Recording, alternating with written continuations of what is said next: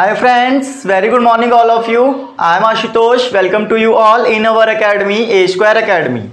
Friends, आज के topic में हम लोग 8.2 प्रैक्टिस सेट को कंप्लीट करेंगे, क्वाड्रिलेटरल कंस्ट्रक्शंस एंड टाइप्स, जो हम लोगों ने लास्ट टाइम में स्टार्ट किया था। प्रैक्टिस सेट 8.1 में हम लोगों ने कुछ चीज़ें सीख भी ली थी। ये टॉपिक जो है हमारा सिर्फ और सिर्फ ज्योमेट्री पर डिपेंड करेगा, इसलिए आपके पास ज्योमेट्री बॉक्स होना बहुत जरूरी है। ओके फ्रेंड्स, ज्योमेट्री बॉक्स में भी आपके पास सबसे ज़्यादा जरूरी है आपको एक डी लेकर रखना है और उसके बाद कंपास लेकर रखना है, ठीक है ना। क्योंकि जिन बच्चों ने मेरे साथ पुराने टाइम में पिछले टाइम में किया होगा सेशन कंप्लीट, उन लोगों को पता होगा हम लोगों ने कैसे किस टाइप से कंस्ट्रक्शन यहाँ पर सीखे थे। चलिए फ्रेंड्स, स्टार्ट करते हैं आज का सेशन को स्टार्ट करने से पहले दोस्तों एक बार सभी लोग शेयर कर दीजिए और जितने भी लोग मेरे साथ नए जुड़े हैं चैनल को सब्सक्राइब कर लीजिए। फ्रेंड्स, आज का जो प्रैक्टिस सेट 8.2 है उसमें हम लोगों को कुछ ज़्यादा नया नहीं सीखना है। लास्ट टाइम का जितनी भी चीज़ें मैंने आपको बताई थी वही सब चीज़ें सीखनी पड़ेंगी, मतलब कुछ और नए टाइप से आपके कंस्ट्रक्शंस मिलेंगे। ओके, तो आज हमारा जो स्टार्ट होने वाला है वो क्या है, प्रैक्टिस सेट 8.2। ओके फ्रेंड्स, तो हम लोग के पास जो है थ्योरी तो है नहीं यहाँ पर कुछ भी, हम लोग सीधा क्वेश्चन उठाते हैं, क्वेश्चन को सॉल्व करना शुरू करते हैं और बताते जाएंगे कि आप लोगों को कैसे कैसे यहाँ पर सॉल्व करना है। अगर कोई भी थ्योरी आती है, कोई भी अलग से नॉलेज आता है, फॉर्मूला आता है, तो वो आपको यहाँ क्वेश्चन के बीच में बताया जाएगा। ओके, तो फर्स्ट क्वेश्चन हमारा जो एक्सरसाइज में दिया हुआ है आपकी बुक में, ड्रॉ अ रेक्टेंगल। आपको एक रेक्टेंगल ड्रॉ करना है। रेक्टेंगल पहली बात तो आपको पता होना चाहिए रेक्टेंगल क्या होते हैं। लास्ट सेशन में मैंने पूरे 6 टाइप के आपको क्वाड्रिलेटरल सिखाए थे, जिसमें मैंने आपको बताया था स्क्वायर से रोम्बस बनता है, ठीक है, रेक्टेंगल से पैरेललोग्राम, ट्रेपेजियम एंड काइट। ये 6 टाइप के मैंने आपको बता दिए थे क्वाड्रिलेटरल।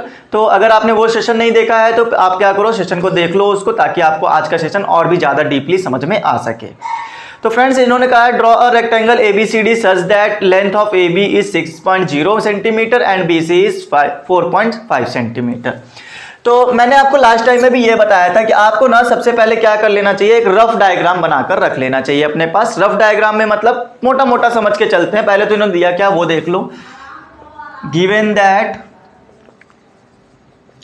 लेंथ ऑफ AB इन्होंने बोल दिया है 6.5 सेंटीमीटर, 6.0 है स्टूडेंट, 6.0 सेंटीमीटर। और उसके बाद में हमसे बोला गया है length of BC is 4.5 centimetre, length of BC is equal to 4.5 centimetre. तो देखो, रेक्टेंगल बनाने के लिए किसी भी बच्चे को रेक्टेंगल के बारे में ज़्यादा बताने की जरूरत नहीं है, बचपन से पढ़ते चले आ रहे हैं। रेक्टेंगल की अपोजिट साइड्स क्या होती हैं, इक्वल होती हैं। आपको यहाँ पे सिर्फ 2 साइड्स दी गई हैं, आप अपने आप कॉमन सेंस लगा सकते हो। इन्होंने ना अपने मुंह से बोल रखा है कि आपको ना रेक्टेंगल ड्रॉ करना है। क्या ड्रॉ करना है, रेक्टेंगल ड्रॉ करना है, इस बात का जरा ख्याल रखो। फिर इसके बाद अगर मैं बोलूँ A B C और D, ये मैं रफ डायग्राम प्रिपेयर कर रहा हूँ स्टूडेंट्स, ठीक है। ये रफ डायग्राम बना के दिखा रहा हूँ, अभी बनाना कैसे है वो भी सिखाया जाएगा। देखो, तो AB हमको दिया गया है 6 सेंटीमीटर, बोलो यस सर, बिल्कुल बढ़िया। उसके बाद आप कहोगे सर BC भी दिया है 4.5 सेंटीमीटर, ओके 4.5। अब हम लोग हमारा आता है कॉमन सेंस, हमारा खुद का दिमाग काम करेगा कि ये रेक्टेंगल है तो जो लेंथ ये होगी वही लेंथ यहाँ भी होगी, तो हम कहेंगे बिल्कुल ठीक, यहाँ पर भी 4.5 सेंटीमीटर वर्क करेगी। 6 नीचे है तो 6 ऊपर भी रहेगी, क्योंकि अपोजिट साइड्स रेक्टेंगल में क्या होते हैं, कॉन्ग्रुएंट होते हैं। ये बात आपको पता होनी चाहिए। चलो, अगर इतनी बातें आपको यहाँ पर पता चल गई हो तो और भी ज़्यादा अगर आपको जानना हो तो आप ये भी जान सकते हो स्टूडेंट्स कि यहाँ पर ना 90 डिग्री भी बनता है। रेक्टेंगल का हर एक एंगल कितने डिग्री का होता है, 90 डिग्री का होता है। इस तरह से जानने पर हमें बहुत सारी चीज़ें क्लियर हो जाएंगी, ठीक है। अच्छा, और चाहो तो यहाँ भी 90 डिग्री बना सकते हो। और फिगर बनाना कहाँ से सर, ये बताइए जरा। इन्होंने रेक्टेंगल बोल दिया था, इतनी बातें हमें बहुत अच्छे से समझ में आ चुकी थी। अब हम लोग अपना काम करेंगे बनाने के ऊपर फोकस। सबसे फर्स्ट स्टेप हम कहते हैं बेस डाल लेना चाहिए आपको। ये बेस AB है, हमने कहा एक AB स्केल ले लेना स्टूडेंट्स। स्केल रखकर आपने पेंसिल से ये लाइन खींच दी AB, बहुत बढ़िया, ठीक है। और उसके बाद में अब जरा ध्यान दो, B से ना एक C लाइन जाएगी, वो 4.5 लेंथ की होगी। बी से एक सी वाली लेंथ जा रही है 4.5 लेंथ की, वो भी 90 डिग्री पर जानी चाहिए। इस बात का भी ख्याल रखना बहुत जरूरी है, क्योंकि रेक्टेंगल है, रेक्टेंगल में 90 डिग्री नहीं बनाओगे तो गड़बड़ हो जाएगा, क्योंकि रेक्टेंगल के लिए 90 डिग्री, हर एक एंगल 90 डिग्री होता ही होता है। तो आप यहां पर डी रखना, ठीक है, आप ऐसे यहां डी रखोगे ना, यहां पर ऐसे डी रख देना। डी रखने के बाद देखना 90 डिग्री पे कौन सी लाइन जा रही है, बिल्कुल सीधा 90 डिग्री पर आपको एक लाइन ड्रॉ करा देनी है। मेरे पास तो स्केल और डी नहीं है, फिर भी मैं आपको अंदाजे से बता रहा हूं, ये हमने 90 डिग्री पर एक लाइन ड्रॉ करा दी, ठीक है। अभी थोड़ा टेढ़ी जा रही, क्योंकि लाइन 90 डिग्री वाली जो लाइन होती है बिल्कुल सीधा जाती है, टेढ़ी नहीं जानी चाहिए। ओके, तो ये मैंने एक लाइन ड्रॉ कर दी, लेकिन अभी मैंने इसकी मेजरमेंट नहीं किया। मेजर कितना करना है, 4.5 सेंटीमीटर। तो मैंने यहाँ स्केल रखा और ये मैंने कट मारा 4.5 सेंटीमीटर का। ये बात क्लियर हो गई। 6 सेंटीमीटर की नीचे लाइन ड्रॉ कर ली थी, बहुत बढ़िया। यहां मैंने 4.5 ले लिया। एंगल किस तरह से मेजर किया, डी की हेल्प से। कंपास किससे भी बनाया जा सकता था, बट अभी वो वाला तरीका नहीं बताया है। ओके फ्रेंड्स, चलो इसी तरह से हमने ये भी पता किया था कि जब BC हमारा 4.5 है तो हमारा AD जो आएगा, A से एक D लेंथ ऊपर मिलेगी, वो भी हमारा 4.5 होगा। तो आपको क्या कर लेना, यहां पर भी D रखना है। D रखकर 90 डिग्री पर देख लेना कौन सी लाइन जा रही है ऊपर। तो ये 90 डिग्री पर एक लाइन डालोगे और साथ ही साथ मेजरमेंट कर लेना स्केल के साथ में, देखना आपका 4.5 यहां कुछ ऐसे मिल जाएगा, ठीक है। तो यहां जो पॉइंट मिलेगा वो D मिलेगा, यहां जो पॉइंट मिलेगा वो B से लेकर C तक मिलेगा। तो ये फिगर हमने कंस्ट्रक्ट किया। उसके बाद में आप D से C को मिला देना, दैट इज योर आंसर। ये हमारा रेक्टेंगल बन गया। अब आप इसको रफ भी कर सकते हो, ठीक है। तो D और C से हमने ऑटोमेटिक मिला दिया। अब आप अगर चेक करोगे तो ये क्या अपने आप 6 निकल कर आ जाएगा। ये पूरा तरीका था आपको रेक्टेंगल ड्रॉ करने का। और भी कई सारे तरीके हैं, डायगोनल निकाल कर हम लोग, डायगोनल की हेल्प से भी हम लोग कर सकते हैं, ठीक है। यहाँ पे डायगोनल निकाल लो आप लोग हाइपोटेनियस का थ्योरम लगा के, या फिर आप डायगोनल का फॉर्मूला लगा के डायगोनल की लेंथ फाइंड कर लो। डायगोनल की हेल्प से भी निकाला जा सकता है। ये भी तरीका एक अच्छा तरीका है, जिसमें हम लोगों को पता है कि रेक्टेंगल आपको 90 डिग्री का होता है, तो यहाँ पर एंगल की हेल्प से हमने निकाल दिया। तो बहुत सारे तरीके बन सकते हैं। आप जो तरीका समझ में आ जाए आपको, वो वाला तरीका आप लगा सकते हो। ओके फ्रेंड्स, समझ में आ गया क्वेश्चन? मजा आई क्वेश्चन करने में? इतना ही करना था। अच्छा, ये मैंने करके दिखाया आपको, एक एक स्टेप मैंने बताया है। बाकी रहा रिटेन वर्क, वो आप लोग बहुत समझदार हो, आप लोग आराम से कर सकते हो, ठीक। First step, second step, third step हमने क्या क्या किया है ऑन वर्ड्स में आप कॉपी के अंदर लिख सकते हो। ओके, नोटबुक में आप आराम से उसको एक्सप्लेन करके लिख सकते हो आराम से बैठ के। चलो क्वेश्चन नंबर 2 की तरफ बढ़ेंगे। क्वेश्चन नंबर 2 में हमसे जो बोला जा रहा है उसको कंप्लीट करते हैं, देखते हैं क्या दिया हुआ है।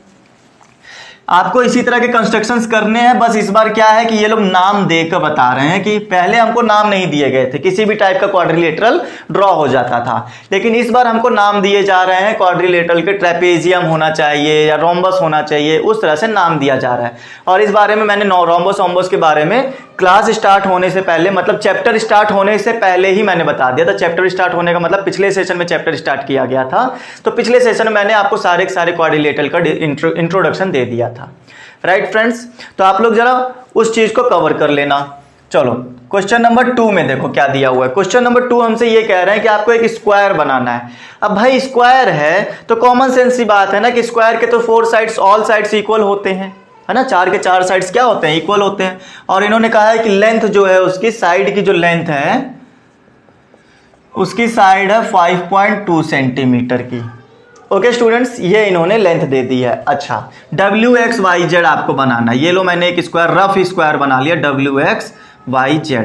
अगर बेटा यहाँ पर मैं इनकी एक साइड जो है 5.2 है, कोई भी एक साइड, इन्होंने बोला साइड जो है 5.2, तो स्क्वायर है तो स्क्वायर का तो मतलब ही होता है कि 5.2, ठीक है। ये भी 5.2 होगी और ये भी 5.2 होगी, ये भी 5.2 होगी। ओके स्टूडेंट्स, तो इस तरह से हमारे पास में ये स्क्वायर की इंट्रोडक्शन मिल जाती है। और उसके बाद में हमारे पास यहाँ पर 90 डिग्री भी बनता था। स्क्वायर में 90 डिग्री भी होता है, डायगोनल वाला चाहो तो डायगोनल वाला भी तरीका लगाया जा सकता है। तो ये बात तरीका, ये चीज समझ में आ गई। बिल्कुल रेक्टेंगल की ही तरह सॉल्व होने वाला है, कुछ भी नया नहीं है। आपको क्या करना है, WX सबसे पहले बेस डालना है। बेस की लाइन आपको 5.2 स्केल से मेजर करवा लेनी है। ये आप कहोगे सर ये हो गया W और यहाँ आ गया X, तो ये आपके 2 पॉइंट उस क्वाड्रिलेटरल के मिल गए हैं। उसके बाद में अब आपको x से ना एक y की लेंथ डालनी है 5.2 सेंटीमीटर की, वो भी हमारी 90 डिग्री पर होनी चाहिए। तो लास्ट टाइम मैंने सिखाया था 90 डिग्री आप कंपास की हेल्प डी की हेल्प से ले लेना। तो डी हमने यहाँ रखा और 90 डिग्री हमने देखा, डी पर 90 डिग्री देखा और ये पूरा सीधा हमने एक लाइन ड्रॉ कर दी। उसके बाद में आप यहाँ से भी कर सकते थे, यहाँ भी 90 डिग्री ड्रॉ कर दोगे, बहुत बढ़िया, ठीक है। लेकिन खास बात क्या है, खास बात ये है कि हमें ना यहाँ पर 5.2 और 5.2 दोनों लेंथ होनी चाहिए। तो हम स्केल रखेंगे इसके ऊपर, ठीक है, इसके ऊपर हम स्केल रखेंगे और देखेंगे 5.2 कहाँ पर आ रहा है। तो मान लो मेरा 5.2 यहाँ पर आ रहा है, ठीक है, एक स्क्वायर दिखना चाहिए, तो इसने मैंने अंदाजे से 5.2 यहाँ पर ले लिया। ये लो स्टूडेंट्स, क्लियर इतनी बात। तो मैंने यहाँ भी स्केल रखकर मेजर कर लिया, यहाँ भी। तो आपको पता चला होगा W से जो ऊपर पॉइंट जा रहा है वो कौन सा है, Z है, तो हम इसको नाम दे देंगे Z। फिर यहाँ पर X से जो ऊपर की तरफ जा रहा है वो कौन सा है, Y है, तो हमने यहाँ नाम दे दिया Y। तो ये आपको अब पता चल गया होगा कि हाँ सर, अब जो है बचा हुआ Y और Z को आप मिला दो, तो ये भी अपने आप ऑटोमेटिकली 5.2 ही आएगी। क्या इतनी बात समझ में आ गई, क्लियर है। यहां तक हमारा क्वेश्चन सॉल्व हो गया। यही हमको करना था, कंस्ट्रक्ट ही कराना था और कुछ नहीं कराना था। ड्रॉ अ स्क्वायर, एक स्क्वायर ड्रॉ कराना था, हमने करा दिया। ये आपको हालांकि कुछ थोड़ा सा रेक्टेंगल दिख रहा होगा, ये नीचे वाली लेंथ जो है ज़्यादा है ना, तो कोई बात नहीं, आप जब स्केल से मेजरमेंट करके बनाओगे ना तो बहुत आराम से अच्छे से स्क्वायर बनकर आएगा। क्योंकि यहाँ पे सारी साइड आप क्या करोगे, 5.2 लेकर डालोगे, तब तो पूरा का पूरा एग्जैक्ट वैल्यू के साथ में आएगा। राइट फ्रेंड्स, यहाँ इस क्वेश्चन में कोई भी प्रॉब्लम है तो आप कमेंट करके बताओ तुरंत क्या दिक्कत आ रही है। तब तक हम लोग आगे के क्वेश्चन कंप्लीट करते हैं। आप लोग कमेंट करके बताते रहो कि हाँ सर यहाँ पर कुछ प्रॉब्लम है या यहाँ पर सही है, सब मजा आ रही है, इस तरह कमेंट कर सकते हो। राइट, चलो फिर आगे देखते हैं और क्या क्या हमारे पास क्वेश्चंस में दिए हुए हैं। क्वेश्चंस में अगला जो बोल रहा है रोम्बस बनाने के लिए बोल रहा है। रोम्बस पता है क्या होता है, स्क्वायर का जस्ट ट्रांसपेरेंट फॉर्म होता है, ऐसा समझ के रखो। अगर आपने स्क्वायर देखा तो समझो रोम्बस देखा, बस थोड़ा सा अलग होता है, ठीक है। क्या अलग होता है उसके बारे में बताते हैं। मैक्सिमम प्रॉपर्टीज जो होती हैं रोम्बस में स्क्वायर की ही आ जाती हैं, क्योंकि स्क्वायर से ही मैं कहता हूं बनता है वो, बस थोड़ा सा अलग करना पड़ता है। चलो सबसे पहले मैं आपको ये बता देता हूँ रोम्बस होता क्या है। स्टूडेंट, मैंने कहा ना स्क्वायर से ही रोम्बस बनता है, तो मैं ऐसे समझा देता हूँ। ये आपका स्क्वायर है, आप कहोगे ठीक सर ये स्क्वायर है जिसमें चार साइड क्या होती हैं, इक्वल होती हैं। फिर आपको ना इसके ये कॉर्नर पकड़ के अगर खींचोगे तो क्या ये कुछ ऐसे खींच जाएगा, बताओ क्या कुछ ऐसे खींचेगा। तो खींचने का मतलब ये नहीं है कि इसकी लेंथ बढ़ गई, खींचने का मतलब ये नहीं कि इसकी लेंथ बढ़ गई, सिर्फ इतना है कि हमने ना इसके एंगल्स को चेंज कर दिया। तो इसके अपोजिट एंगल ये सेम हो जाते हैं और यहाँ पर ये वाला एंगल सेम हो जाता है। समझ गए बात को। तो ये कुछ इस तरह से रोम्बस बन जाता है। बाकी ये साइड इस साइड का इक्वल, ये वाली साइड इस साइड का इक्वल, ऐसे ही रहेगा जैसे हमारा स्क्वायर के अंदर रहता था। क्लियर इतनी बात। चलो अब जो हमारा क्वेश्चन क्या रहा है उसके ऊपर डिस्कस करते हैं। ड्रॉ अ रोम्बस KLMN का एक रोम्बस ड्रॉ करना है आपको, such that it's sides 4 centimetre and angle K is 75 centimetre, ये बोला है इन्होंने। ठीक है, देखो सबसे पहले मैं एक रफ डायग्राम बना लेता हूं। रोम्बस बनाना है, रोम्बस की चारों साइड क्या होती हैं मैं पहले ही बता चुका हूं, रोम्बस की चारों साइड्स इक्वल होती हैं, ये बात आपको ख्याल रखना है।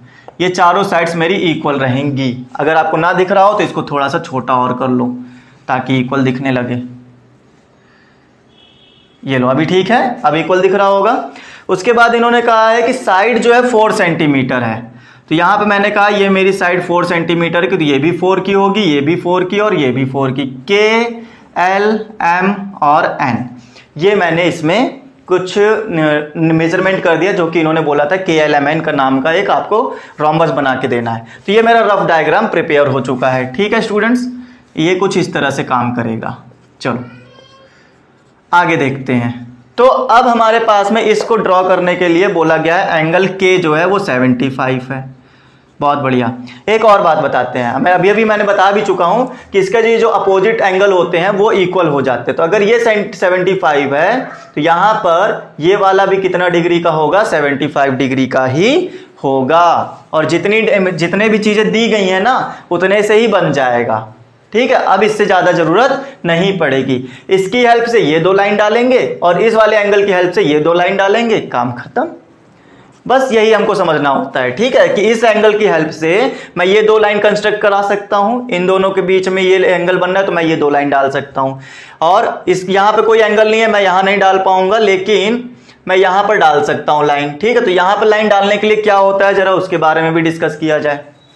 अच्छा, और कोई चीज अगर जरूरत पड़ती है तो फिर वो क्वेश्चन में बताया जाएगा। चलो देखते हैं। सबसे पहले मैंने ये कहा कि मैं यहां पर बेस लाइन डाल देता हूं 4 सेंटीमीटर की। तो ये लो, मैंने यहां पर के से लेकर एल तक एक 4 सेंटीमीटर की लाइन ड्रॉ कर दी। अब आपको पता होगा ना कि यहां पर मेरे पास 75 डिग्री पर एक लाइन जा रही है। कौन सी? एन वाली लाइन जा रही है। तो वो एन वाली लाइन हमको यहां पे क्या करना पड़ेगा? डी रखना पड़ेगा। डी रखकर 75 यहां मेजर करेंगे। मेजर करेंगे तो हम लोगों के पास में कुछ इस टाइप से फिगर आएगा। ये मैंने रखा डी, चलो डॉटेड डी बनाते हैं, ठीक है। तो ये मैंने 90 डिग्री से थोड़ा सा कम होता है, तो ये मैंने 75 डिग्री पर एक लाइन डाल दी। और ये लाइन होनी कितनी चाहिए? ये लाइन होनी चाहिए 4 सेंटीमीटर की।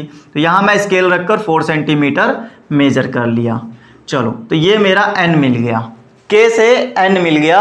अब एल और यहां पर हमको ढूंढना है एम कहां पर आएगा।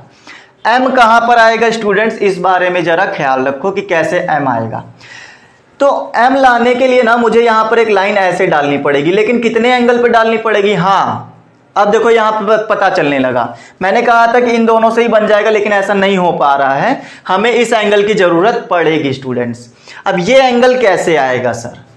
ये एंगल कैसे आएगा? ये क्वेश्चन को पहचानने का तरीका है कि हमें किन किन चीजों की जरूरत पड़ने वाली है।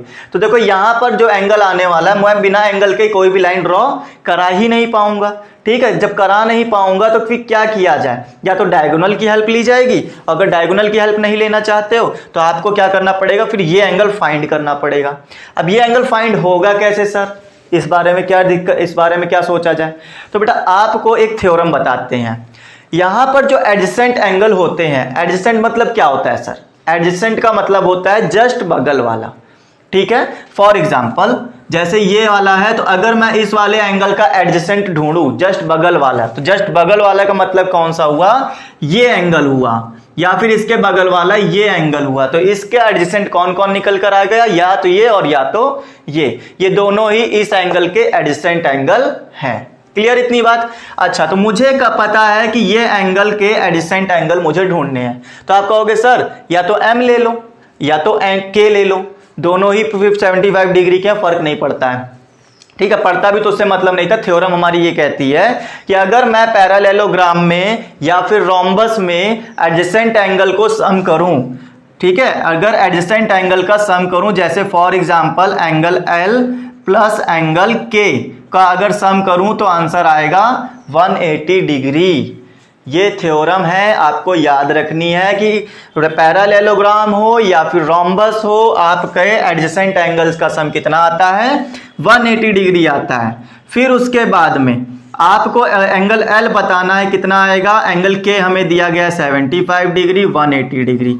75 को उधर ले चलो, एंगल एल कितना आ जाएगा? 180 माइनस 75 मतलब 105 डिग्री एंगल आ जाएगा, एंगल एल। बताओ ये बात समझ में आई कि नहीं? मतलब एंगल एल पर ना मुझे 105 डिग्री का एक एंगल मेजरमेंट करना है। 105 डिग्री का एक एंगल मेजरमेंट करना है एंगल एल पर। तो चलो बेटा डी रखो, ये लो मैंने डी रख दिया। डी रखा तो डी से ना बिल्कुल सीधा जाओगे तो 90 डिग्री आ जाएगा। बाहर की तरफ झुको तो 90 से ज्यादा होने लगेगा। और कितना ज्यादा चाहिए हमको? 105 डिग्री हमें चाहिए, 105। तो हमने ये अंदाजे से कुछ इस तरह से बना दिया। ये मैंने सोचा कि 105 डिग्री मेरा आ गया होगा। आप डी रखकर आराम से मेजर कर सकते हो। और साथ ही साथ यहां पर जैसे ही मैंने मेजरमेंट किया होगा, ठीक है, उसके बाद मुझे चाहिए 4 सेंटीमीटर की। तो मैंने यहाँ स्केल रखी और एक 4 सेंटीमीटर की लाइन को कट कर लिया। कट कर लिया तो अब मैं ऊपर का ये पोर्शन एन वाला इस लाइन से मिला दूंगा। तो ये मेरा एम पॉइंट था, तो ये लो एम पॉइंट पर मेरा आ गया। अब आप मेजर भी करोगे ना तो ये वाला पता कितना निकल कर आएगा? अपने आप ये 75 डिग्री निकल कर आ जाएगा। क्लियर हुई बात? बताओ समझ में आ गया? ये 75 डिग्री, ये 105 डिग्री का निकल कर आएगा। तो ये देखो, ये इस तरह से आपका जो है बनना था। और ये भी मेजर करोगे तो ये भी ऑटोमेटिकली आपका 4 सेंटीमीटर का बनकर आएगा। क्यों? क्योंकि आप रोम्बस बना रहे थे, रोम्बस बना रहे थे। रोम्बर के चारों साइड क्या होते हैं? इक्वल होते हैं। ठीक है, तो ये बात हमारी समझ में आ गई होगी। बेटा ये जो चीज मैंने लगाई है ना, ये आपको लगाना बहुत ज्यादा जरूरी है। ठीक है, आप यहां पे लिख सकते हो adjacent angle, adjacent angle theorem, THEOREM theorem. ठीक है, तो ये आप यहां पर लिख सकते थे कि हमने एडजेसेंट एंगल थ्योरम से ये बात पता करी कि एंगल L हमारे पास 105 डिग्री रहेगा। ये इस क्वेश्चन की थ्योरी थी। क्लियर हो गई इतनी बातें? एडजेसेंट एंगल क्या होता है वो भी समझा दिया, जस्ट बगल वाले एंगल आपके। ओके, तो क्वेश्चन नंबर 3 में मजा आई होगी, उम्मीद कर सकते हैं ना। अगर समझ में आया है तो सेशन को शेयर कर दो स्टूडेंट्स, और पसंद आ रहा हो तो लाइक बटन हिट करते रहो यार। ठीक है, चलो आगे चलेंगे, क्वेश्चन नंबर 4 की तरफ बढ़ेंगे। क्वेश्चन नंबर 4 में इस बार इन लोगों ने डायगोनल की भी बात की गई है। आ जाओ देखते हैं डायगोनल क्या होता है। बहुत से बच्चों को तो पता होगा कि डायगोनल क्या होता है, लेकिन जिनको नहीं पता है उनके लिए बता दिया जाए डायगोनल क्या होते हैं ना। और डायगोनल, अब देखो मैं पिछले 2-3 क्वेश्चन से कह रहा हूं कि डायगोनल की हेल्प से भी आप कर सकते हो, लेकिन करवा नहीं रहे हैं। तो अब मुझे लगता है 4th वाले क्वेश्चन ने खुद ही दे दिया है कि सर डायगोनल वाला क्वेश्चन भी एक लगा के दिखाइए। If diagonal of a rectangle is 26 centimeter and one side is 24 centimeter, find the other side। बेटा ये क्वेश्चन तो कंस्ट्रक्ट कराने वाला नहीं है, ये क्वेश्चन है सॉल्व करने वाला। ठीक है, यहाँ पे ड्रॉ करने की बात तो बोली ही नहीं गई है, तो बहुत बढ़िया, ड्रॉ नहीं करेंगे। इन्होंने हमसे कहा है कि एक ना रेक्टेंगल पहले तो ड्रॉ कर लो। सबसे पहली बात, ये लो रेक्टेंगल मैंने ड्रॉ कर लिया।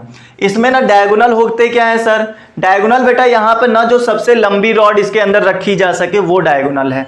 आप कहोगे सर कॉर्नर से कॉर्नर पर एक रॉड रखिए, यही सबसे लंबी रॉड आएगी इस बॉक्स के अंदर। तो हम कैसे, ये इन्होंने दिया है 26 है, बहुत बढ़िया। उसके बाद में हमसे ये बोला गया कि एक साइड जो है वो 24 किया। मुझे नहीं पता कौन सी साइड 24 की है, मैंने इसको कहा कि चलो ये वाली 24 की है। फिर उसके बाद बताया है कि दूसरी साइड बताओ कितनी होगी, ये वाली साइड बताओ कितनी होगी। क्यों? क्योंकि बेटा जब ये 24 है तो ये भी 24 होगी।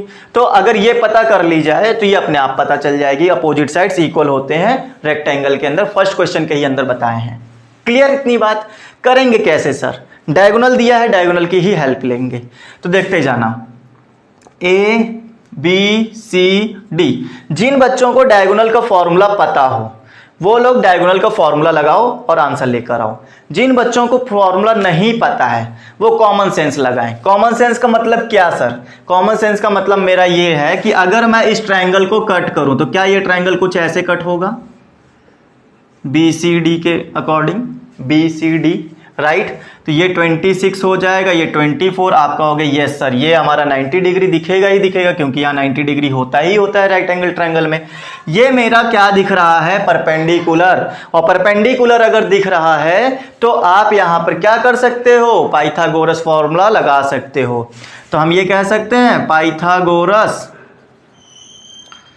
बाय पाइथागोरस, हम लोग पाइथागोरस थ्योरम से अगर मैं कहूँ तो हम ऐसा लिख सकते हैं क्या? हाइपोटेनियस स्क्वायर मतलब DB square is equal to base square DC square plus perpendicular square मतलब BC स्क्वायर। और यही BC हमें फाइंड करना है। स्टूडेंट्स इसका मान कितना दिया हो, इसका वैल्यू कितना है? DB का 26 है, हमने यहाँ रख दिया 26 स्क्वायर। DC कितना दिया है? 24 दिया है, हम लोग 24 का स्क्वायर। BC का स्क्वायर हमें पता नहीं।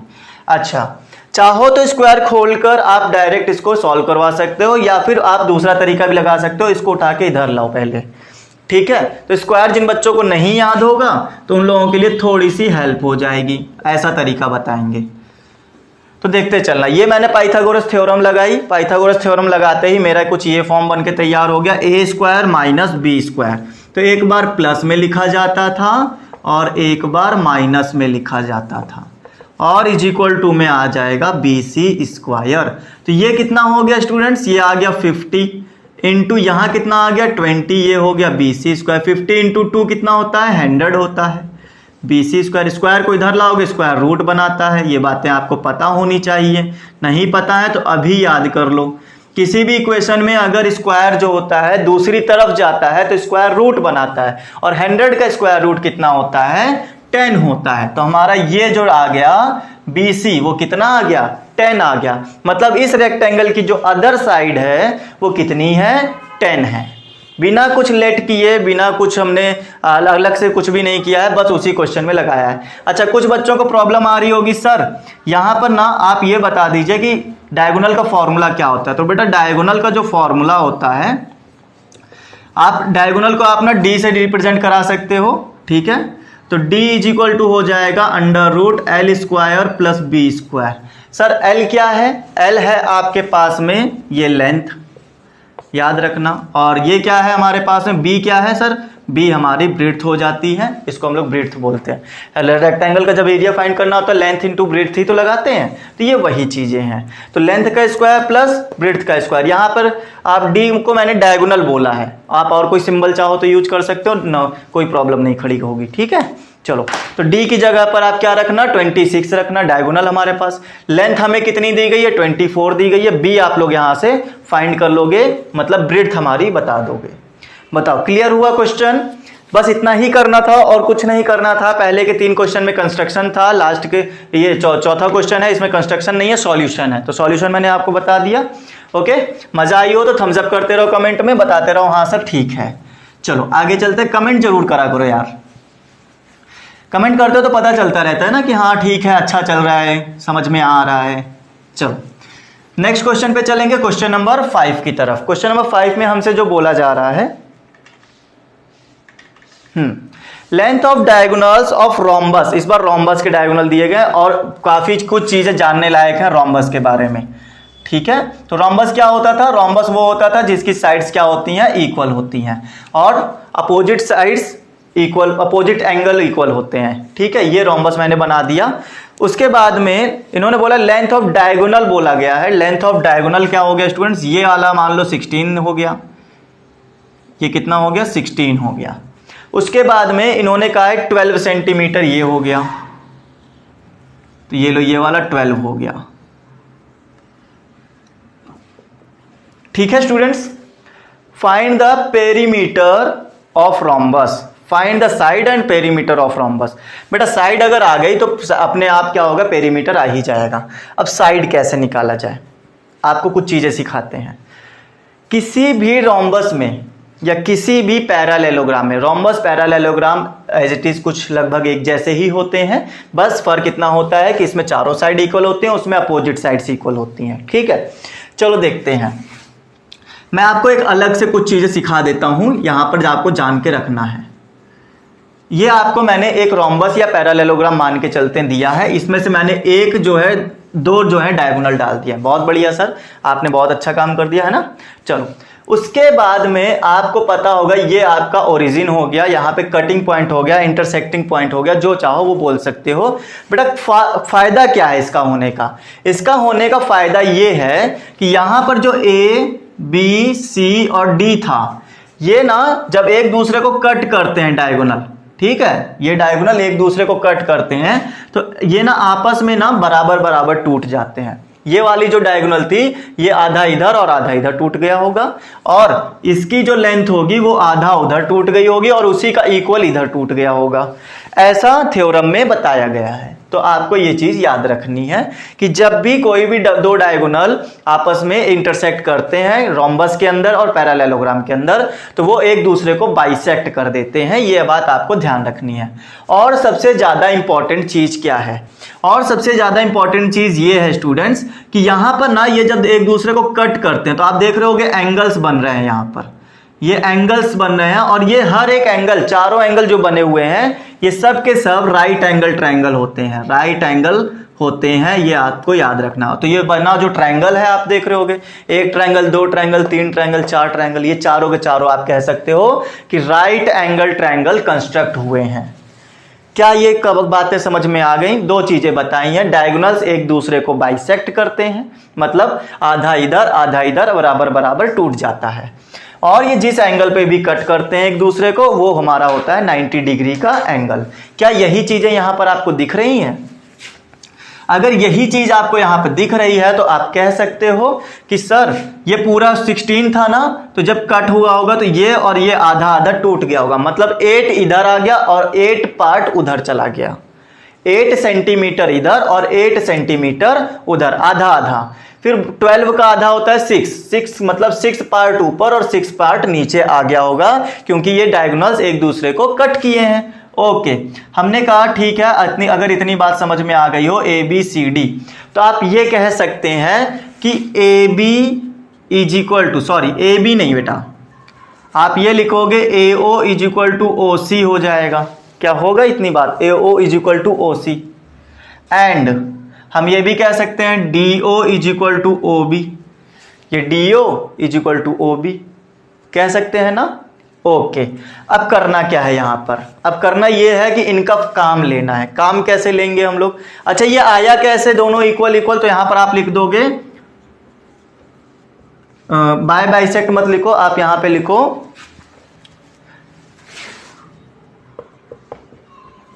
डायगोनल्स बाइसेक्ट ईच अदर, बस इतना बता दो, बाकी एग्जामिनर समझ जाएगा कि डायगोनल्स जो होते हैं बाइसेक्ट करते हैं एक दूसरे को। तो उस कंडीशन पे हमने ये बताया। अब हमको आगे भी पता है कि हमें ये पता है कि जो ए बी ए सी है, ए से लेकर सी तक की लेंथ है, उसको मैं क्या ऐसे दो भाग में तोड़ सकता हूं, ए ओ प्लस ओ सी में। क्या ब्रेक कर सकते हैं ए ओ प्लस ओ सी में, बिल्कुल सही कह रहे हैं। ए सी कितना है, 16 है, ए सी 16 है। ए ओ हमारा जो है वैसे ही रखो, ओ सी जो है क्या वो ए ओ का इक्वल है, तो मैंने ए ओ को ओ सी का इक्वल कर दिया, ठीक है, सॉरी ओ सी को ए ओ का इक्वल कर दिया, ये लो। तो ये हमारा आ गया 2AO, 2 से डिवाइड कर दो, 16/2 is equal to A O, तो आप कहोगे sir A O is equal to 8। यही तो हमें दिखाना था कि ये जो हमारा ए ओ निकल कर आया है, ऐसे बना लूं क्या फिगर, ए ओ बी, तो ये जो ए ओ निकल कर आया है ये मेरा निकल कर आया है 8, ठीक है, ये इतनी लेंथ मेरी 8 निकल कर आ गई, तो ये मेरी 8 आ गई, बहुत बढ़िया। अब इसको निकालने की कोशिश करते हैं कि हमारा ओ बी कितना आएगा। अभी देखना काम कैसे चल रहा है, बहुत अच्छे समझना, काम ऐसे चलेगा। अगेन मैंने ये बोला कि बेटा आप ना इसमें ये कर सकते हो कि जो डी ओ और ओ बी को अगर ऐड कर दें तो हमारा डी बी बन जाएगा। तो डी कैसे बनेगा, D O plus O B करके।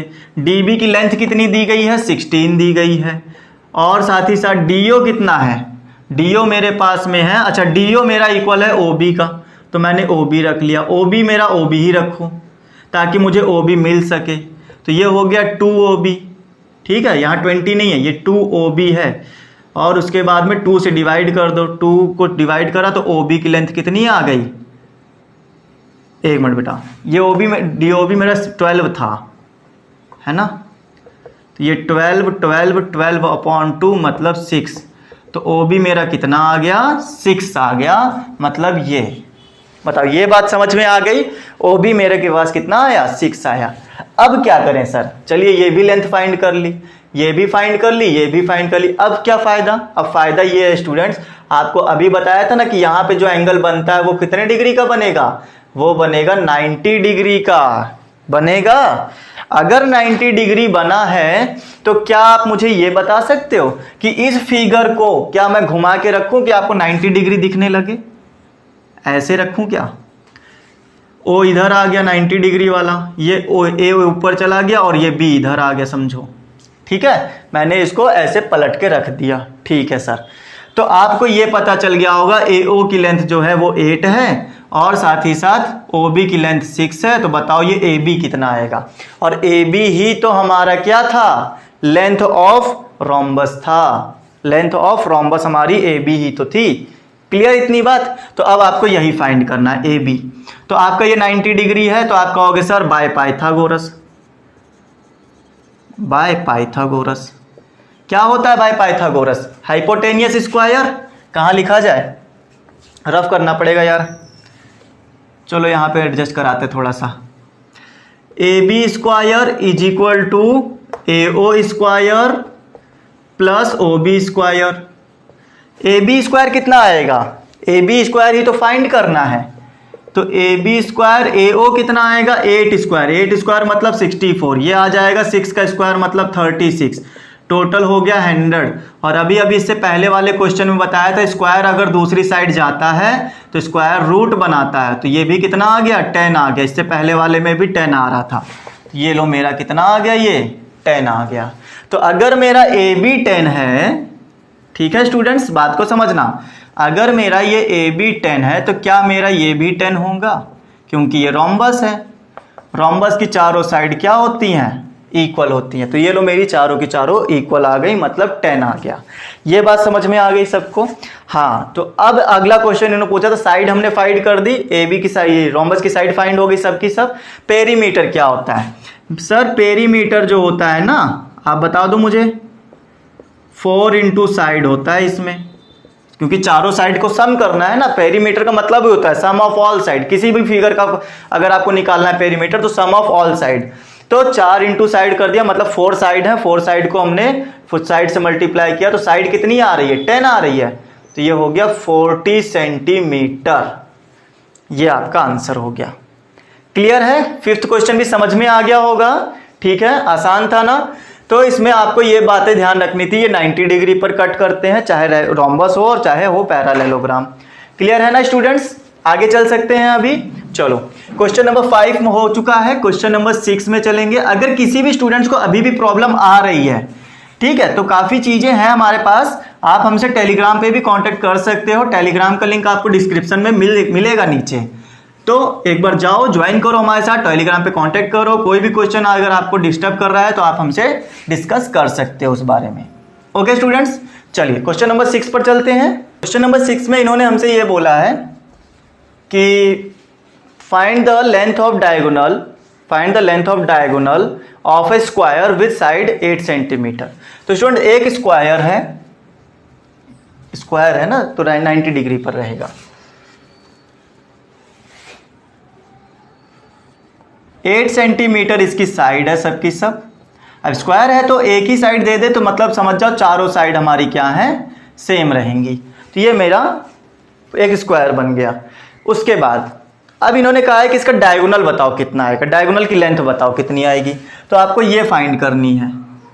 क्या कोई समस्या है बेटा? ये ट्रायंगल दिख रहा होगा, ये लो ट्रायंगल मैंने अलग काट लिया, ए बी सी। आप कहोगे सर ये नीचे वाली लेंथ 8 थी, ऊपर वाली लेंथ 8 थी, यही ट्रायंगल मैंने कट करके अलग किया। आप कहोगे बिल्कुल सर ये हमारा 90 डिग्री का होता ही है स्क्वायर के अंदर, तो ये मेरा पाइथागोरस थ्योरम लगाओ, आंसर लेकर आओ। अगर ये बात समझ में आ जाती है तो बहुत बढ़िया है। बताओ आएगी कि नहीं आएगी? अगर ये ना समझ में आए तो डायगोनल का एक फॉर्मूला होता है, बच्चों को डायगोनल का फॉर्मूला याद करवा देते हैं। क्या होता है? a√2 होता है। ए क्या है सर? ए जो है वो साइड है, आपकी जो भी साइड हो वो, मतलब कितनी साइड 8 है ना, तो यहाँ 8 रख दो, इतना आंसर आएगा। आप करके देखना इतना ही आंसर आएगा, इससे ज़्यादा आंसर नहीं आएगा स्टूडेंट्स। क्लियर हो गई बात? ये लो एक चुटकी में सॉल्व हो गया, डायगोनल का फॉर्मूला लगाते ही डायगोनल आ गया। और चाहो तो इस तरीके से, अगर फॉर्मूला कभी कभी होता क्या है बच्चों को फॉर्मूला नहीं याद रहता है, ठीक है, ये a√2 आपको याद नहीं रहेगा, तो आप क्या कर सकते हो, यहाँ से आप सीधा पाइथागोरस लगाओ, पाइथागोरस लगाते ही आप हाइपोटेनियस फाइंड करोगे, बट इनडायरेक्टली वो क्या फाइंड हो रहा है? वो फाइंड हो रहा है diagonal of the square. Clear? समझ में आ गई? दोनों तरीके बता दिए, दोनों में से कोई भी लगा लो भाई, दोनों ही अच्छे हैं, ठीक है। चलो क्वेश्चन नंबर 7 पे चलेंगे। Measure of one angle of a rhombus is 50। Okay, rhombus दिया है, बात को समझना, पैरेललोग्राम की बात नहीं कर रहे हैं। रिमेनिंग 3 एंगल बताओ कितने आएंगे? क्या दिक्कत है भाई? रोम्बस इतनी देर से पहले से पढ़ाते आ रहे हैं ना, अभी एक एडजेसेंट एंगल वाला बताया भी था कि जस्ट बगल वाला, ये लो एक रोम्बस बना दिया, कोई दिक्कत नहीं है। इसमें से एक एंगल जो दिया है 50 डिग्री का दिया हुआ है, मैंने कहा कि चलो अच्छा मुझे ये वाला एंगल पसंद आ रहा है, मैंने इसको 50 डिग्री दे दिया। बताओ बाकी 3 एंगल कैसे निकाले जाएंगे? तो ए बी सी और डी, ये तो घर की खेती है, चाहे जैसे आप लोग दे सकते हो, PQR दे सकते हो, LMN दे सकते हो, ठीक है, कोई दिक्कत नहीं है। तो अब आपका कंसंट्रेशन जो होना चाहिए वो यहां पर होना चाहिए कि हम एंगल कैसे फाइंड करें। बहुत से बच्चों को पता चल गया होगा कि सर ये रोम्बस है, इसका अपोजिट वाला तो पहली बात तो इक्वल होता है, तो अगर ए वाले की बात करें तो वो सी वाले का इक्वल होगा। तो हमने कहा बिल्कुल ठीक, A is equal to angle C because opposite angle.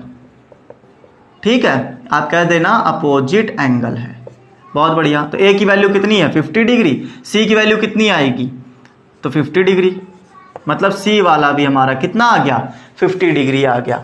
But B और डी के लिए क्या करें, इससे पहले वाले क्वेश्चन में मैंने शायद 3rd या 4th वाले क्वेश्चन में मैंने बताया था एडजेसेंट एंगल के बारे में, वो भी रोम्बस के ही ऊपर लगा के दिखाया था। तो क्या ये ए और बी एडजेसेंट एंगल है, बी और सी एडजेसेंट एंगल है, क्या नहीं कर सकते? हम ये कह सकते हैं कि एडजेसेंट एंगल है तो एंगल ए और एंगल बी का सम जो होगा वो 180 डिग्री होगा। क्या ऐसा नहीं कह सकते हम लोग?